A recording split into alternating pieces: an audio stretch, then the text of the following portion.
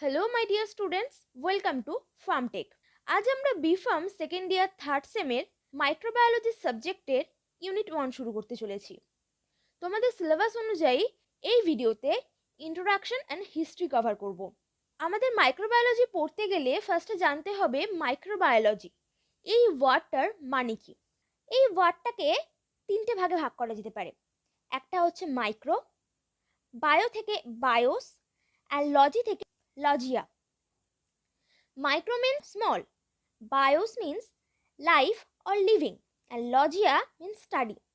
These are Greek word. তাহলে এটা থেকে আমরা কি বুঝতে পারছি? স্মল লিভিং অর্গানিজমকে নিয়ে স্টাডি করা।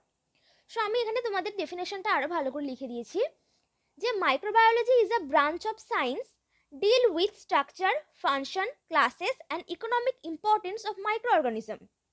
তার মানে হচ্ছে মাইক্রোবায়োলজি হলো বিজ্ঞানের একটি শাখা যেখানে আমরা স্ট্রাকচার, ফাংশন, তাদের কাজ, তাদের ক্লাসেস মানে ক্লাসিফিকেশন শ্রেণীবিভাগ এবং ইকোনমিক ইম্পর্টেন্স মানে তাদের অর্থনৈতিক গুরুত্ব কতটা একটা মাইক্রো অর্গানিজমের, তাদের স্ট্রাকচার কীরকম, তাদের কাজ কীরকম, তাদের ক্লাসিফিকেশন কীরকম, তাদের অর্থনৈতিক গুরুত্ব কতটা, এইটাকে নিয়ে আমরা যে স্টাডি করি সেটাকে আমরা মাইক্রোবায়োলজি বলতে পারি।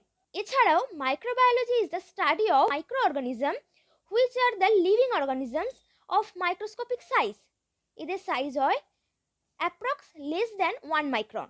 তাহলে মাইক্রোবায়োলজি হচ্ছে যেখানে আমরা মাইক্রো অর্গানিজম যাদের খুবই মাইক্রোস্কোপিক সাইজ, খুবই স্মল সাইজ, তাদেরকে নিয়ে স্টাডি করি।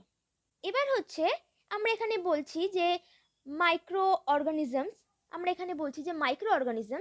তো what is the definition of microorganisms? A microorganisms or a microbe, এটাকে আমরা মাইক্রোঅর্গানিজমকে আমরা মাইক্রোব বলতে পারি।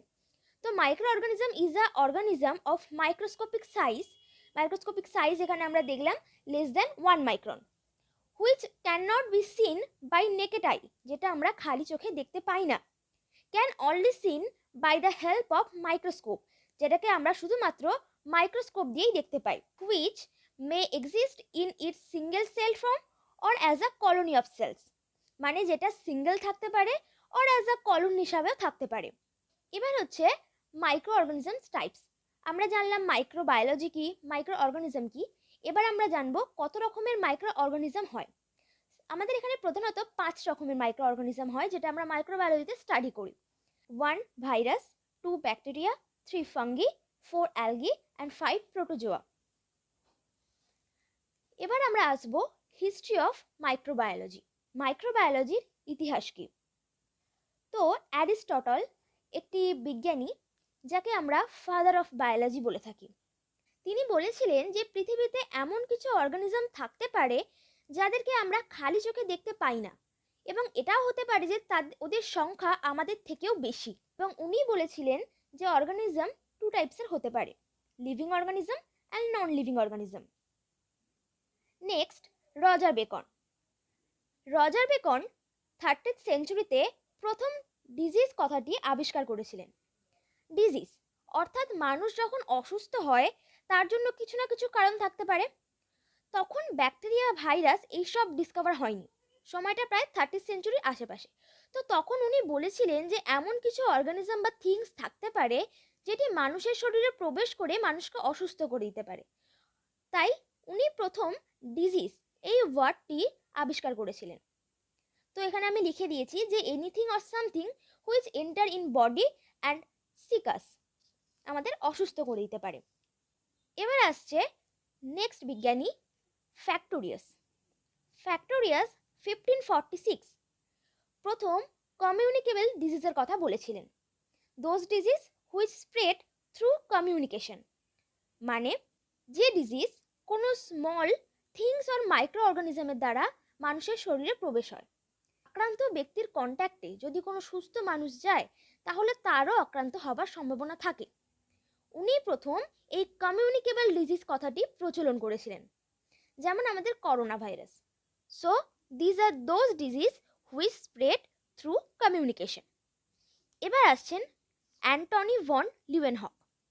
ইনি 1675 প্রথম মাইক্রোবস দেখেছিলেন তিনি, অর্থাৎ উনি প্রথম মাইক্রোব সম্পর্কে বলেছিলেন যে মাইক্রোব আসলে কি।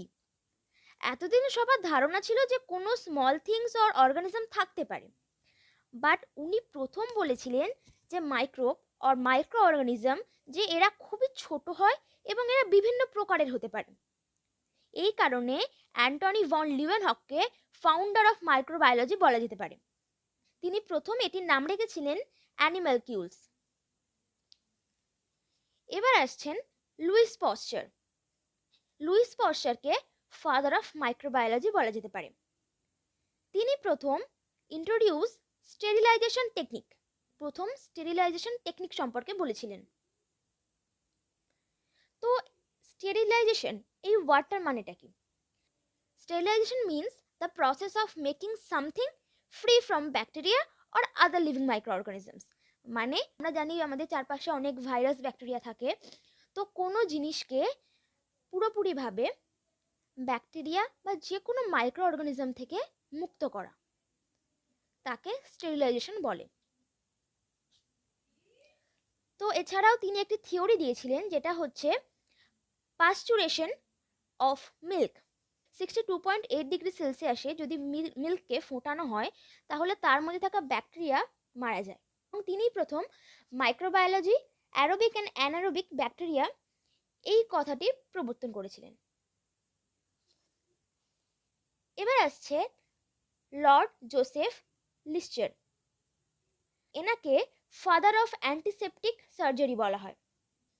সার্জারির সময় হিউম্যান বডিতে যদি কাট করা হয়, তখন সেখানে হাই চান্স থাকে ব্যাকটেরিয়া আর মাইক্রো অর্গানিজম ওই জায়গাটাতে গিয়ে অ্যাটাক করবে। তিনি বলেছিলেন যে সার্জারির সময় অবশ্যই ক্লিন গ্লাভস ব্যবহার করতে এবং অপারেশনের আগে ও পরে 5% কার্বলিক অ্যাসিড সলিউশন দিয়ে হাত ধুতে হবে। এবার আসছেন আলেকজান্ডার ফ্লেমিং। তিনি প্রথম ডিসকভার ফার্স্ট অ্যান্টিবায়োটিক পেনিসিলিন 1928। মানে তিনি প্রথম পেনিসিলিন অ্যান্টিবায়োটিকটি আবিষ্কার করেছিলেন। পেনিসিলিন কোথা থেকে পাওয়া যায় আমরা সবাই জানি, পেনিসিলিয়াম নোটাটাম নামক একটা ফাঙ্গাসের স্পিসিস থেকে পাওয়া যায়। তো তিনি প্রথম এই পেনিসিলিন অ্যান্টিবায়োটিকটি আবিষ্কার করেছিলেন, আলেকজান্ডার ফ্লেমিং। আজকের ভিডিওটি এখান পর্যন্তই। যদি তোমাদের কোথাও বুঝতে অসুবিধা থাকে, তাহলে তোমরা প্লিজ কমেন্টে জানাতে পারো, আমি সেই জায়গাটি আবার বুঝিয়ে দেওয়ার চেষ্টা করব। Thank you.